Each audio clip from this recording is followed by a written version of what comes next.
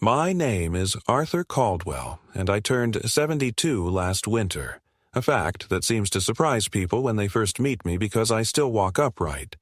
My hair, though thinned and streaked heavily with gray, has not completely abandoned me, and my mind, at least from inside my own skull, feels as sharp as when I used to stand in front of a classroom explaining to restless teenagers the tangled paths of American history. Yet, once the pleasantries are done and strangers learn that I am widowed, that I live alone in the same creaking house my wife and I bought in 1973, that I eat most of my meals at the small kitchen table with the chair opposite permanently empty, their smiles soften into pitying looks, and I sense them placing me into that invisible category of the elderly, a man whose time is seen as largely behind him, whose future has narrowed to the predictable arc of waiting for the end. I resent that categorization, though I admit there are mornings when my joints ache so badly that I shuffle to the bathroom like the very stereotype I despise, and there are evenings when silence presses down so heavily that I wonder if perhaps those strangers are right and my life really has dwindled to something small and nearly finished. The house itself tells my story better than I can. Its walls are lined with bookcases still filled with the volumes I collected during 4 decades as a teacher, battered history textbooks, biographies of presidents, leather-bound editions of the Federalist Papers and Lincoln's speeches, all marked, with marginal notes in my cramped handwriting. In the dining room, though no guests come anymore, the long oak table still waits, polished but unused, its surface carrying faint rings from glasses placed there during long-ago holidays when my wife Margaret would cook enough food to feed half the neighborhood and our son Michael. Then a boy with wild curls and a permanent grin would sneak turkey legs under the table to feed our dog. The photographs on the mantelpiece remain unchanged. Our wedding portrait from 1968, me in a cheap suit and her in a lace dress she sewed herself. A picture of Michael in Little League uniform holding a bat twice his size, another of him graduating. From law school, my arm proud around his shoulder, time has carried us far from those moments, but the images hang suspended in glass, refusing to admit what has happened since. Margaret has been gone for almost a decade now, a heart attack that struck her without warning on a chilly March morning while she was hanging laundry in the backyard. I found her collapsed beside the basket, her hands still clutching a damp bedsheet, her face tilted toward the spring sky. They told me she died instantly without suffering, but I have never been able to silence the thought that perhaps she had one terrible moment of awareness, one final cry for help that I did not hear. Grief is a slow corrosion. It eats at you not in a single moment, but through thousands of small reminders. The smell of her perfume still lingering on the closet door, the way the bed dips slightly on her side, though it has been empty for years. The recipes in her handwriting tucked into kitchen drawers. For months after she passed, I set a plate for her at dinner out of habit and then carried it back to the sink untouched, whispering apologies into the void. People told me I should remarry, join a club, travel, keep myself busy, but those words fell flat. What I wanted was the impossible, her voice calling my name from the garden, her laughter during Sunday crossword puzzles, her hand on mine at night. Michael, our only child, came less and less after his mother's funeral. At first he excused himself with the demands of his practice in the city, then with the distance, though we lived only an hour apart. Phone calls dwindled to birthdays and major holidays, and even then his tone carried an impatience, as though speaking with me were another appointment to be checked off his calendar. I tried not to take it personally. I reminded myself that he had built a successful career as a lawyer, that he had a family of his own, that perhaps my presence reminded him too much of loss. Still, there were nights when I sat in my recliner staring at the silent telephone, waiting for it to ring, telling myself that tomorrow he would call. Tomorrow often stretched into weeks. I cannot claim I was a perfect father. When Michael was a boy, I often put my energy into my students, spending late evenings preparing lectures or advising debate teams, while at home I sometimes answered him with half my attention, my nose buried in lesson plans. Margaret filled in the gaps, the warm parent who attended every game and remembered every detail of his friends and hobbies. I was proud of him, but awkward in showing it, and I suppose that awkwardness calcified into distance as he grew. Still, I believed that deep beneath the layers of time and reserve, there remained the bond of blood, the recognition that whatever our flaws, we were father and son, bound not only by law and memory, but by something elemental. In recent years, that belief has been tested. There were subtle changes at first, the way Michael asked casually about my finances, the suggestion that perhaps my old house was too much for me, that I might consider selling it and moving into a retirement community. His questions came wrapped in concern, but I detected a note of calculation, as if he were already measuring the value of the property, imagining how the proceeds might be distributed. When I brushed off the idea, telling him that the house was my anchor, he laughed and changed the subject, but the look in his eyes lingered.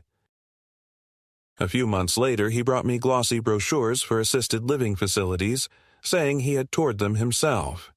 I shoved them into a drawer, where they still lie unopened. My days have settled into a routine that is both comforting and stifling. I wake early, as teachers never lose the habit, brew a pot of coffee, and read the morning paper at the kitchen table, circling articles that interest me though there is no one to discuss them with.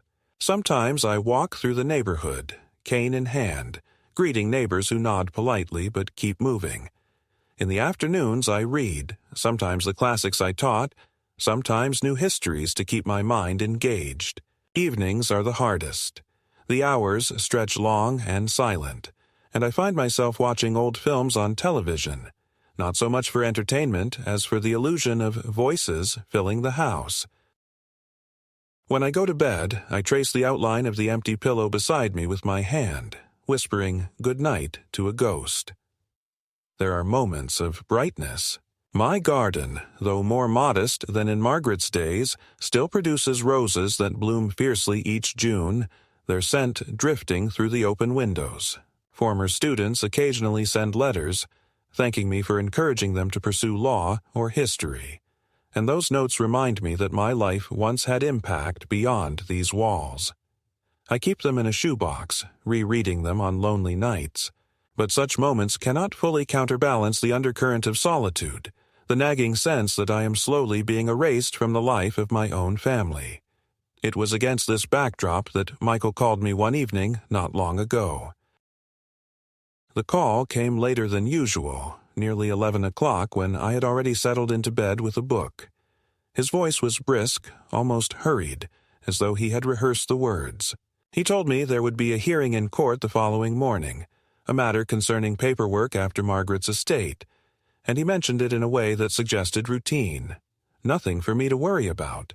Yet before hanging up, his tone shifted, and he added, almost sharply, "Dad, don't come to court tomorrow. It's not necessary, and honestly, it would be better if you stayed home." There was no explanation, no space for questions, just the click of the line going dead. I lay awake long after, staring at the ceiling fan turning slowly above me, the words repeating in my head. Why, I asked myself, would my own son not want me present at a hearing involving my late wife's estate, the woman who had shared my life for over 40 years? What could be discussed there that required my absence? The request, or rather the command, struck me not as protection, but as exclusion, and a chill settled in my chest. By morning, I had decided that despite his warning, I would attend. After all, whatever the matter was, it concerned me as much as him. And though he might be a successful lawyer, I was still his father, not a client to be managed, nor a child to be dismissed. The following morning broke cold and gray, the kind of morning when the air feels heavy and the streets appear strangely hushed, as though the town itself were holding its breath, and I moved through my routines more deliberately than usual, lingering over the coffee pot, staring out the window at the skeletal branches of the maple tree that Margaret had planted half a century ago, thinking about Michael's late-night words and trying to decide whether I should obey or defy them.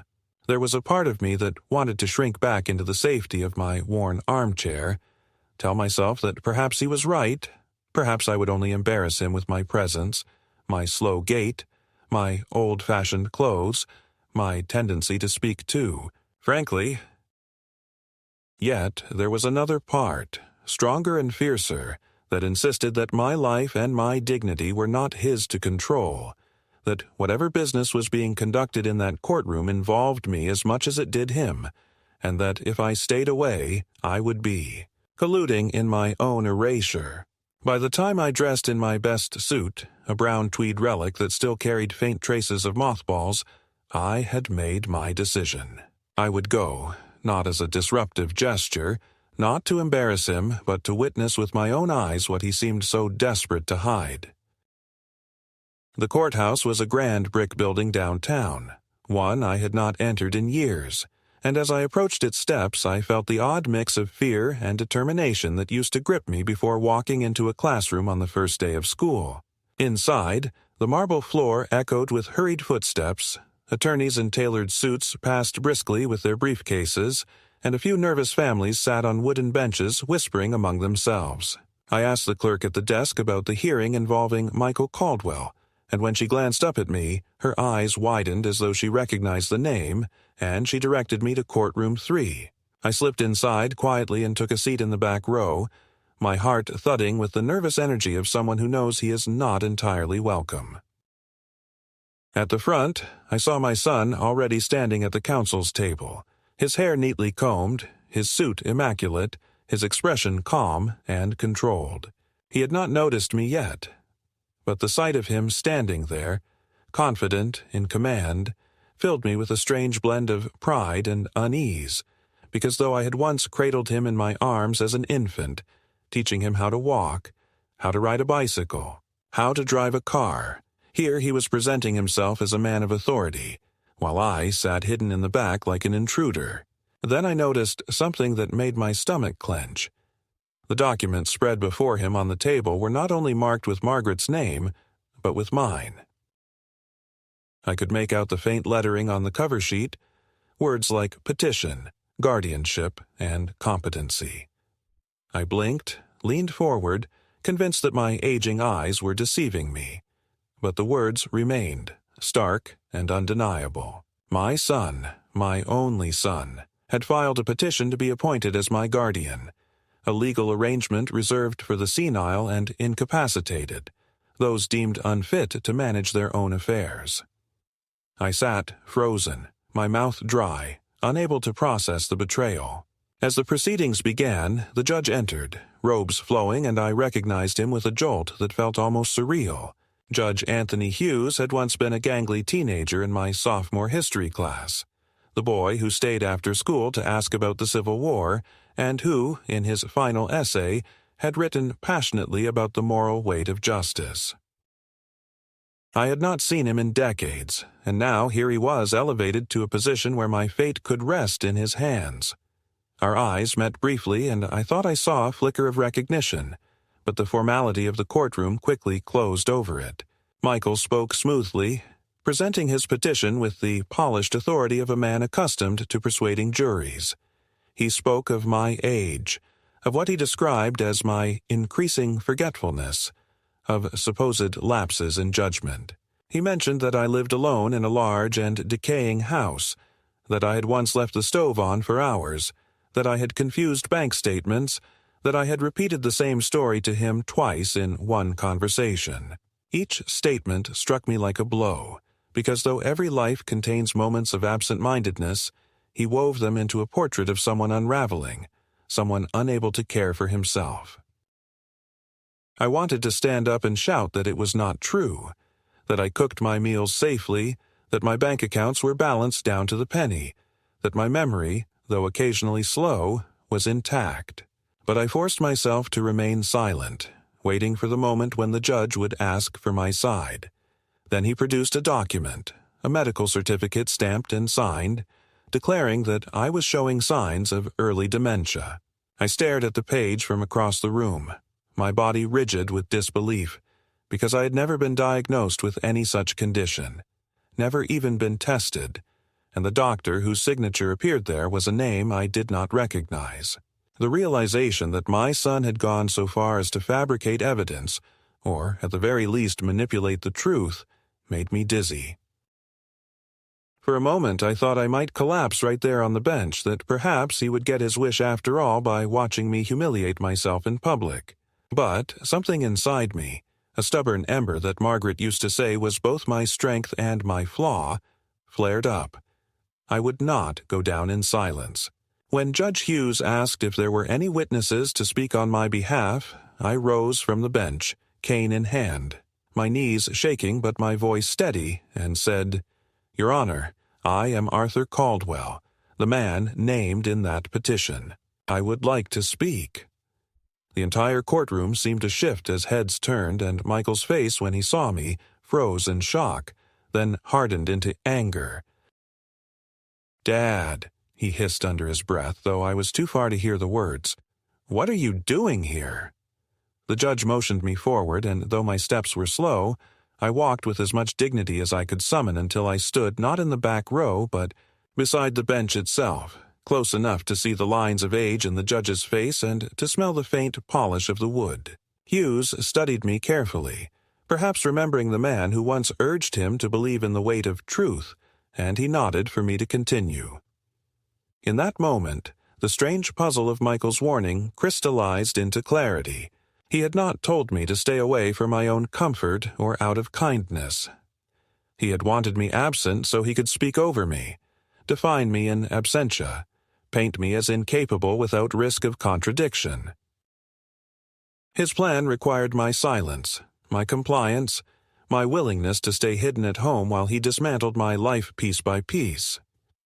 By walking into that courtroom, by daring to stand beside the judge, I had already defied him in the most fundamental way, and as I drew breath to speak, feeling the collective eyes of the courtroom upon me, I understood that whatever else might happen, the next words would determine not only the outcome of the hearing, but the fragile remains of my relationship with the only child I had left. When I began to speak, I could feel the tremor in my hands and the dryness in my throat, yet the words came out with a force that surprised even me, as though all the months and years of silence, of swallowing disappointment and humiliation, had gathered behind a dam and now burst forth in one unstoppable flood.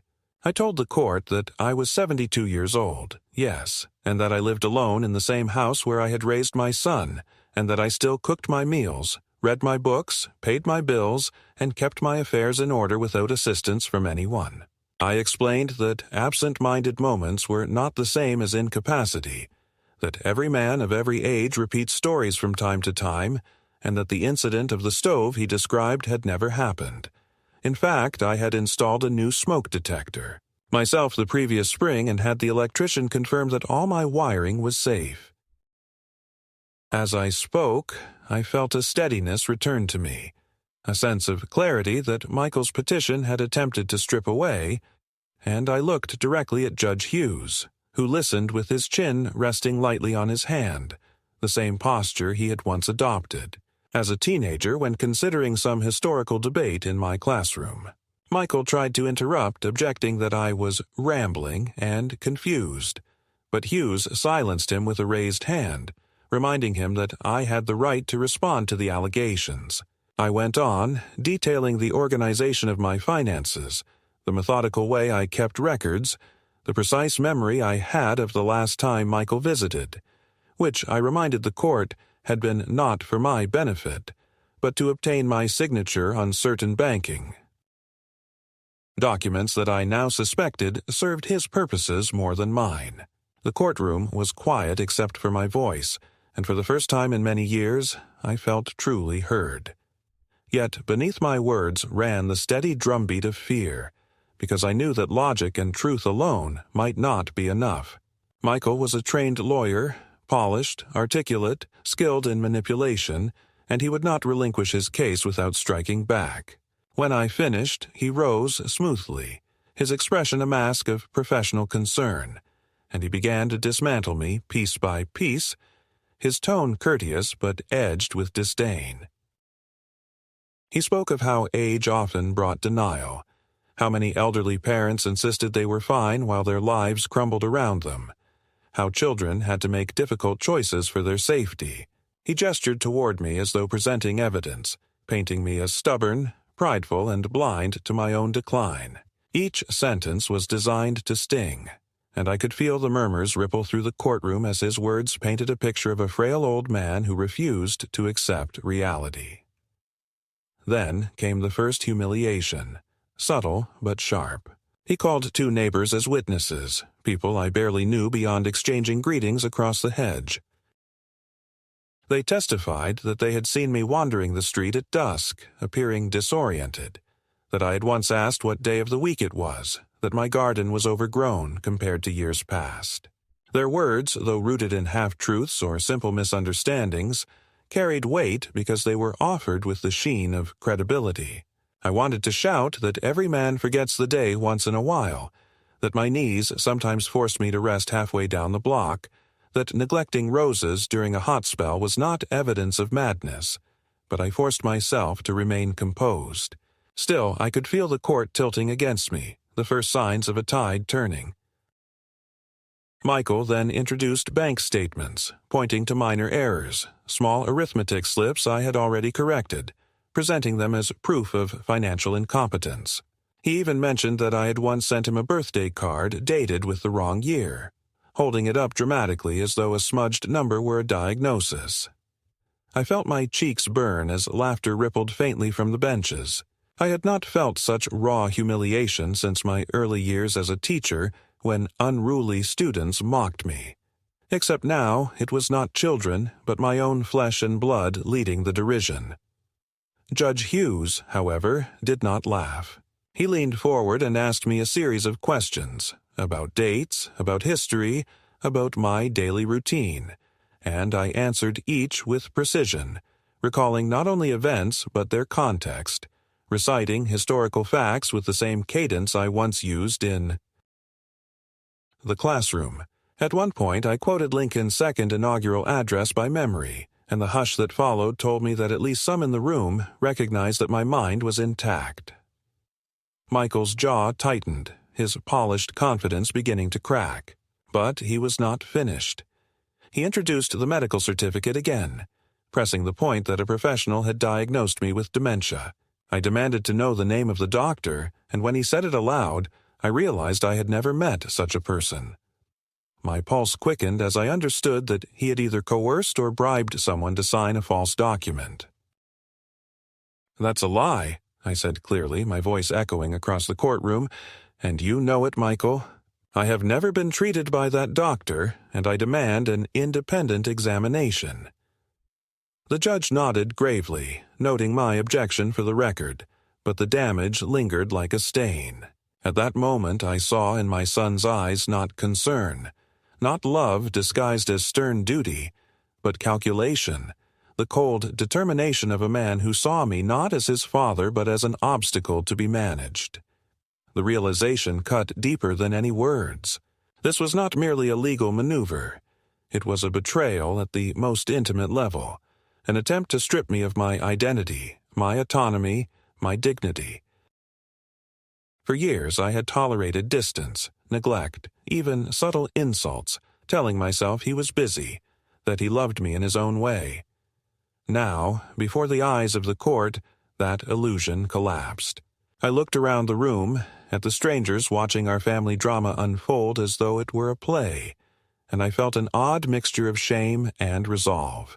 I thought of Margaret, of how she had believed in fairness, in truth, in standing firm even when the world tried to bend you. I remembered her saying once during a difficult year that the only real defeat is when you let someone else define who you are. I held on to that memory like a shield. The judge announced that proceedings would continue the following day with further testimony, and that in the meantime he would review the evidence and consider my request for an independent medical evaluation. The gavel struck and the room began to empty, but Michael remained at his table gathering his papers with clipped, angry motions. I approached slowly, leaning on my cane, and when he finally looked at me his eyes blazed with fury. "I told you not to come," he whispered, his voice low but seething. "You've ruined everything." I stood there, my heart breaking, and said quietly, "No, Michael.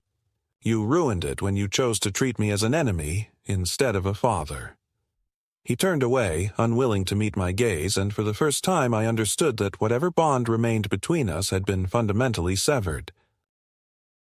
As I stepped out of the courthouse into the pale afternoon light, the city sounds swirling around me, I felt the weight of humiliation pressing down, yet also the first stirrings of something fierce and unyielding. The battle had only begun, and I knew it would wound me further before it ended, but I also knew I would not surrender. If my son wanted to prove me incapable, he would have to do so against my voice, my memory, my presence. I would not vanish into silence.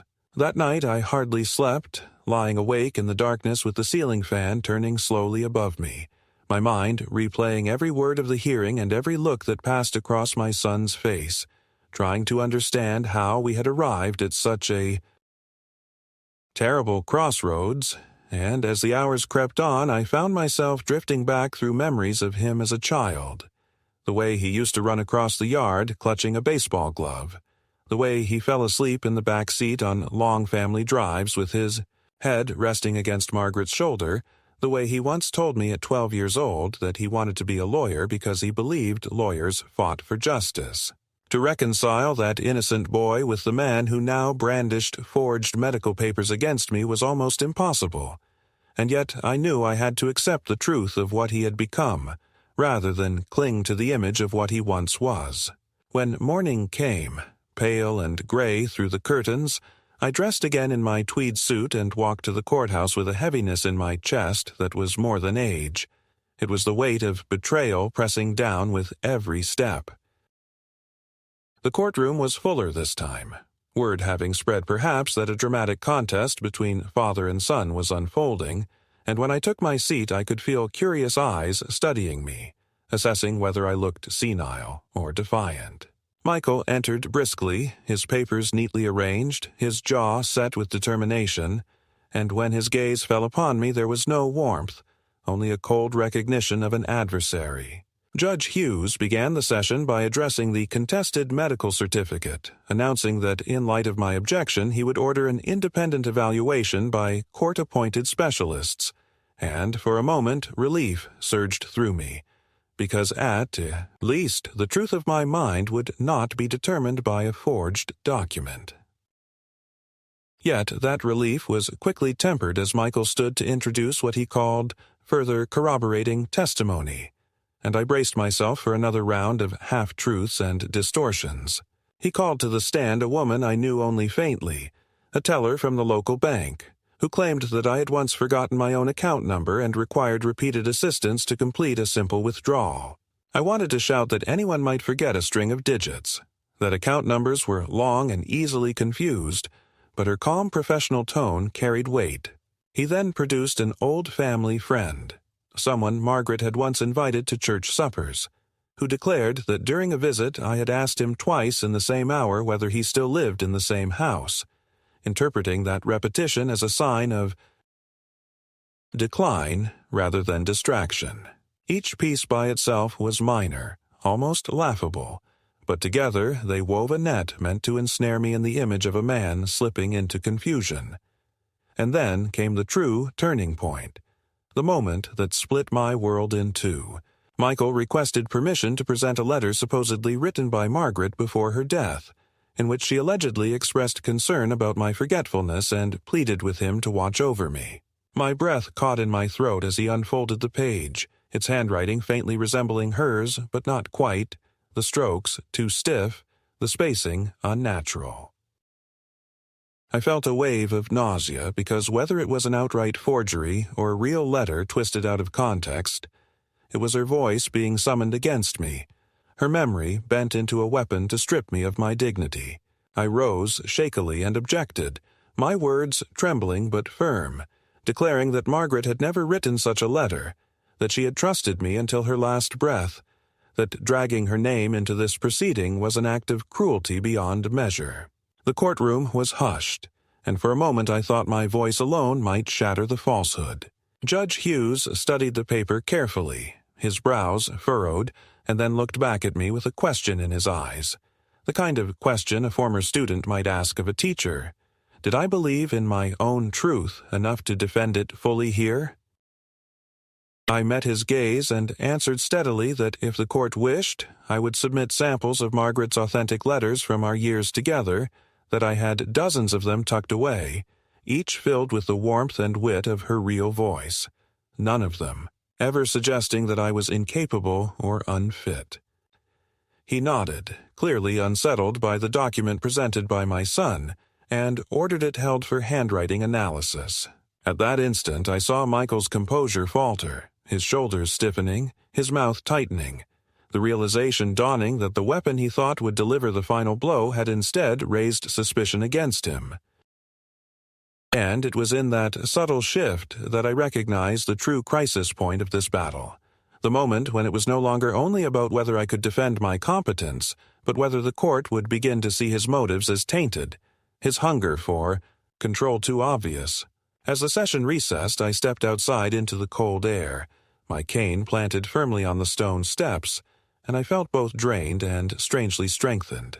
My son had reached into the grave to conscript his mother's memory against me, and though the pain of that betrayal cut deeper than any wound, it also steeled my resolve. Whatever affection lingered for him as a son had been eclipsed by the necessity of defending myself, not just as a father, but as a man who refused to be erased. I knew then that the battle ahead would not only test my endurance but would decide the shape of my remaining years, whether I would live them in freedom and dignity, or under the shadow of a false guardianship constructed by the very child I had raised. When the court reconvened 2 days later, I arrived with a satchel under my arm, filled with the letters Margaret had written to me across the long course of our marriage, some from our earliest days when we were young and idealistic, others from quiet afternoons when she left small notes on the kitchen table, and still others from later years when she wrote to me from her trips to visit her sister, all of them filled with her unmistakable handwriting, her flourishes and loops, her affectionate sign-offs that always ended with love, your Maggie. I had spent the night before reading them aloud to myself, one after another, hearing her voice return to me in ink and paper, and though it broke my heart to revisit them under such circumstances, it also renewed my conviction that no forged or twisted letter could erase the truth of the life we had built together. When Judge Hughes admitted them into evidence for comparison, I saw Michael's jaw tighten ever so slightly, the only outward sign that he recognized the trap had sprung against him, that his attempt to weaponize her memory had backfired. Yet my son, seasoned in the art of litigation, did not falter for long. He shifted tactics, as I expected he would, and what followed was a series of assaults not upon my memory or my wife's letters, but upon the very fabric of my life, as though he intended to dismantle me piece by piece until nothing remained but the shell of an old man unable to withstand the scrutiny. He presented photographs of my house, taken without my knowledge, showing peeling paint on the back porch, clutter in the garage, a lawn grown too long after a week of rain, and he described them to the court not as the ordinary imperfections of any lived-in home, but as evidence of neglect and decay. He claimed that the house itself was unsafe, that loose boards and faulty steps posed a risk to me, that my refusal to hire constant help demonstrated poor judgment. I wanted to shout that I had repaired those steps myself, that the clutter in the garage was nothing more than boxes of old teaching materials waiting to be sorted, but he spoke so quickly, so smoothly, that each image became another nail in the coffin of his argument.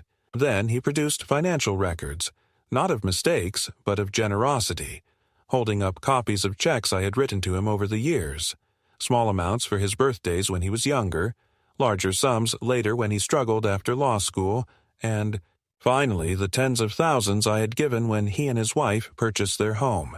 He framed those gifts not as the support of a father, but as evidence of exploitation, suggesting that I had been manipulated into draining my savings recklessly, that my willingness to part with money showed impaired judgment.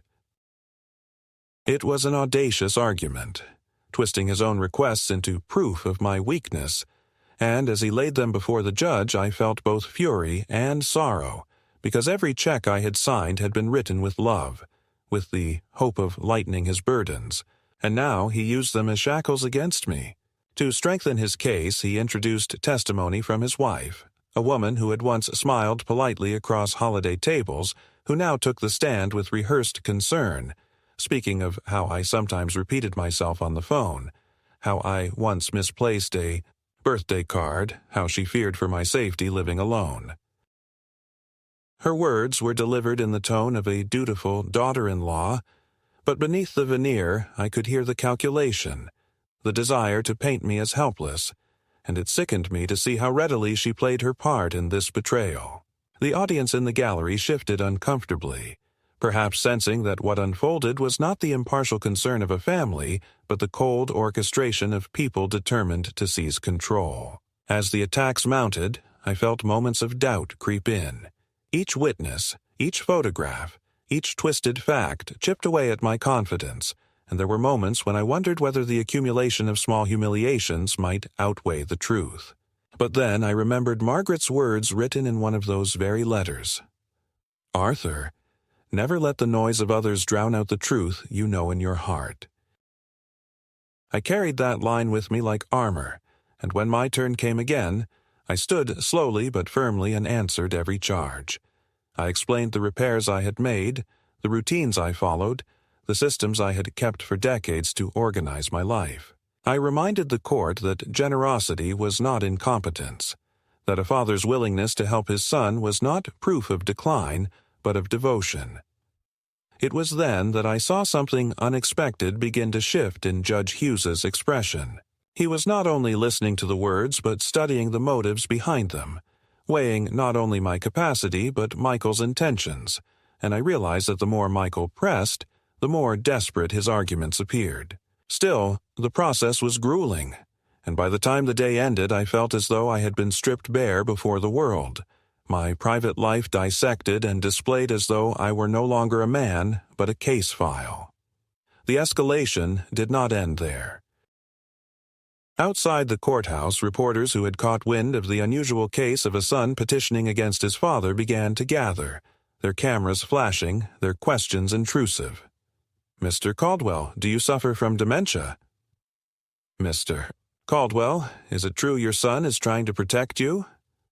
Their voices swirled around me like vultures, and I had to push through them with my cane, refusing to answer, feeling both exposed and angry.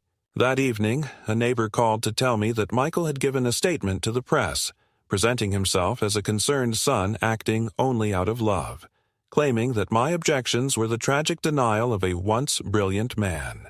Reading those words in the paper the next morning nearly broke me, because to the outside world he appeared noble, while I was cast as a confused old man, lashing out at kindness. But the most devastating blow came later that week when I discovered that Michael had attempted to freeze one of my bank accounts pending the outcome of the guardianship petition, claiming it was necessary to prevent financial mismanagement. I learned of it when I tried to withdraw money to pay a routine bill and was told the account was restricted. The humiliation of having to explain, of having to call the bank and insist that I was still the legal owner of my own funds, left me shaking with rage.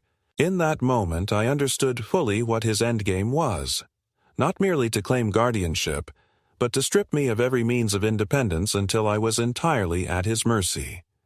It was in that dark hour that an unexpected ally emerged.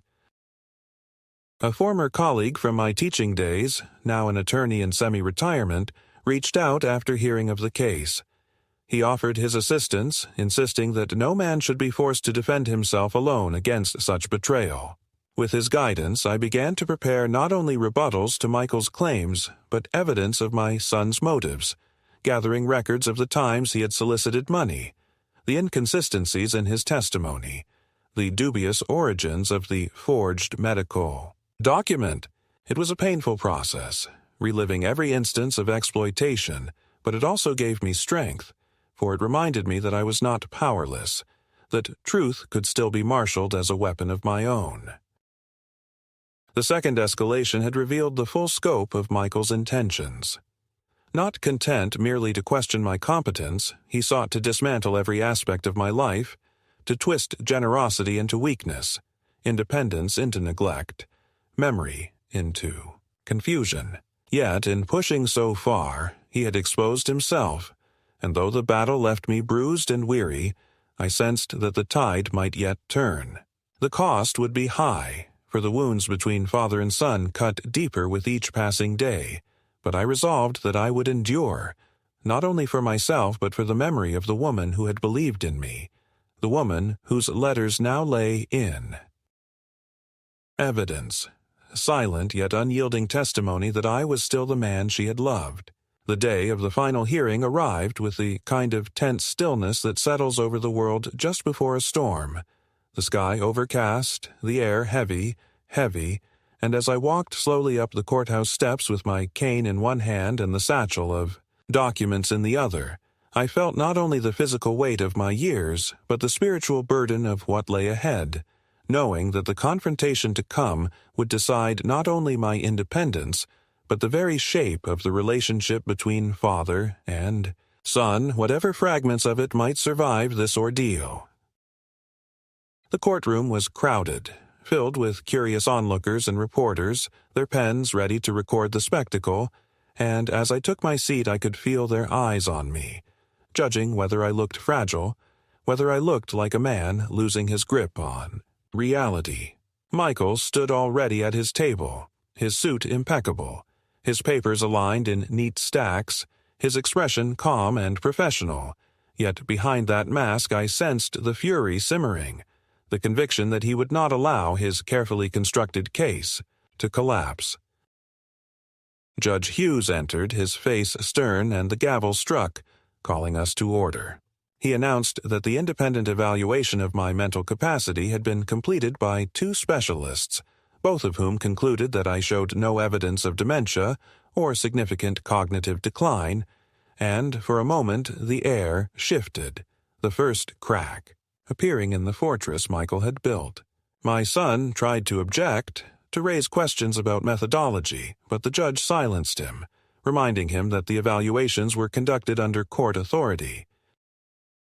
Then came my turn, the moment I had dreaded yet longed for, when I was called to the stand to speak fully, not in fragments or rebuttals, but in testimony of my own life, my own mind. I rose carefully, my knees stiff but my back straight, and I walked the slow path to the witness box, feeling the eyes of the entire room upon me. When I sat and placed my hand upon the Bible, swearing to tell the truth, I felt a steadiness descend, as though Margaret herself were with me, whispering courage into my ear.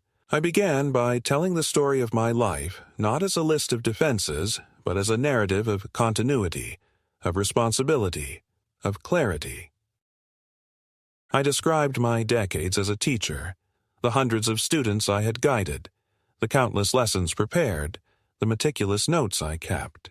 I spoke of my routines at home, the order of my days, the care with which I maintained my accounts, the books I still read and discussed with former colleagues. I quoted passages of history from memory, not to show off but to demonstrate the richness of a mind still alive.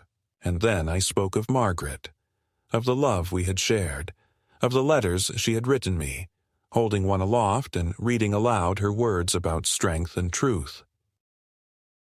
The courtroom was silent except for my voice, and I saw even the reporters lower their pens for a moment, listening not to a case but to a man defending his dignity. When Michael cross-examined me, he tried every tactic, pressing on small inconsistencies, asking me dates and figures with the hope that I would falter. But each time I paused, gathered my memory, and answered with precision. When he asked me the date of his graduation from law school, I gave not only the day but the weather that morning, the speech the dean delivered, the tie I had worn.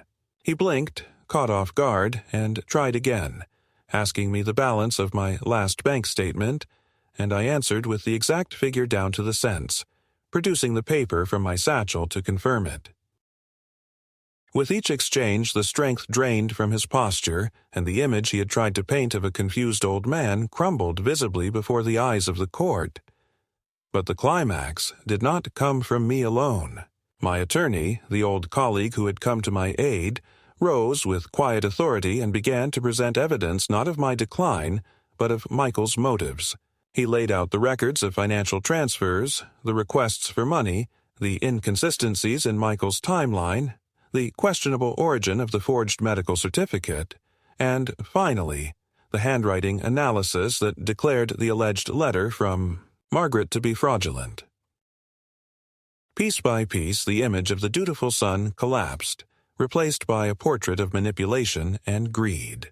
The gallery murmured, the judge's expression hardened, and Michael, for the first time in his polished career, lost his composure, his voice rising, his arguments tumbling over themselves in desperation.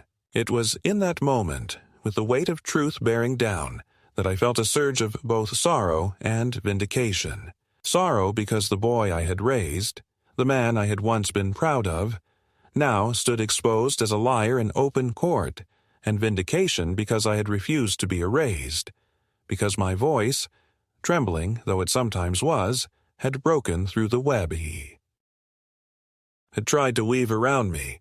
When Judge Hughes delivered his words, declaring the petition for guardianship denied, affirming my full competence, and ordering an investigation into the fraudulent documents submitted, the gavel's strike reverberated like thunder. The courtroom exhaled, and I sat there not in triumph but in a solemn recognition that justice had been restored at terrible personal cost. Michael turned to me then, his face pale, his eyes filled not with remorse but with a cold, burning hatred, and in that look I saw the final severing of whatever bond remained between us. He gathered his papers with shaking hands and stormed out of the courtroom, reporters trailing him, while I remained seated, exhausted, my cane leaning against the witness box, feeling as though the years had doubled upon my shoulders, yet my dignity had been restored. The climax had arrived not with shouting or chaos, but with the simple force of truth made undeniable, and though the cost was the loss of my son, the gain was the preservation of myself. When I returned home after the trial, the house felt different, though nothing had physically changed. The same creaking floorboards, the same photographs on the mantel, the same books lined up in their shelves, yet the air itself seemed lighter as though a heavy shadow that had hung over me for months had finally lifted, and I walked slowly from room to room, touching the familiar surfaces, letting my hand rest on the back of Margaret's chair at the kitchen table, feeling her presence more vividly than I had in years. For the first time since her death, I did not feel as though I were living in a mausoleum, but in a home that still belonged to me, a space reclaimed from the silent threat of dispossession. The judgment of the court had not only affirmed my competence but had returned to me something more fundamental, the right to be the author of my own final years. Yet the victory was not without its ache, for as I sat in the evening light, sipping tea from the mug Margaret had once favored, I understood that my son was lost to me in a way that no ruling could repair. He had chosen greed over blood, power over love, and in so doing had severed a bond that had taken a lifetime to build.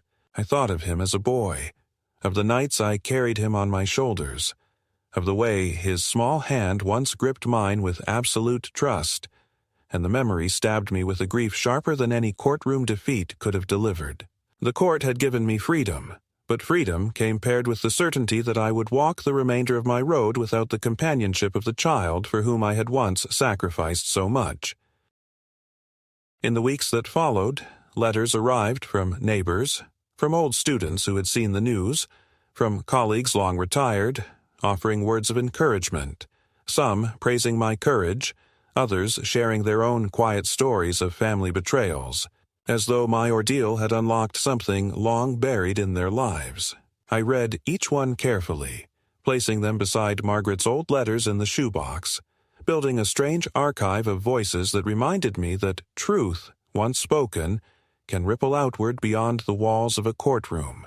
At the same time, the press continued to circle Michael, reports surfacing of improprieties in other cases, whispers of disciplinary review, and though part of me wanted to shield him, to intervene, I forced myself to stay silent, recognizing that some consequences must fall where they are earned. It was during those quiet evenings that I made the decision about my will. Sitting at the old oak desk in the study, I drafted the document that would ensure my house and savings would not pass into Michael's hands, but instead be given to the university where I had taught for decades, establishing a scholarship in Margaret's name for students of history, young men and women who might carry forward the values we both cherished: integrity, curiosity, truth. The act of writing it steadied me, for it transformed my loss into a legacy, a way to ensure that even after I was gone, something of me and of her would endure untarnished. And so life settled into a new rhythm, quieter but not empty. I tended the garden with renewed purpose, pruning the roses until they bloomed again, their fragrance drifting through the open windows like a benediction. I walked the neighborhood with my cane, greeting those who now looked at me not with pity but with respect, and in those moments I felt the dignity of survival. At night, when I lay down in bed, I still reached for the empty pillow beside me, whispering good night to Margaret, but the whisper no longer carried despair. It carried gratitude, for her voice had guided me even from beyond the grave, reminding me to stand firm.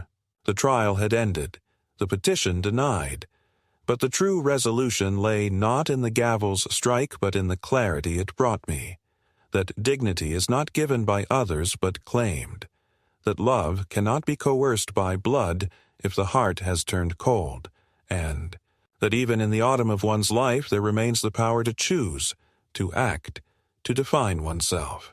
I had faced humiliation, betrayal, and the threat of erasure, yet I had not been erased.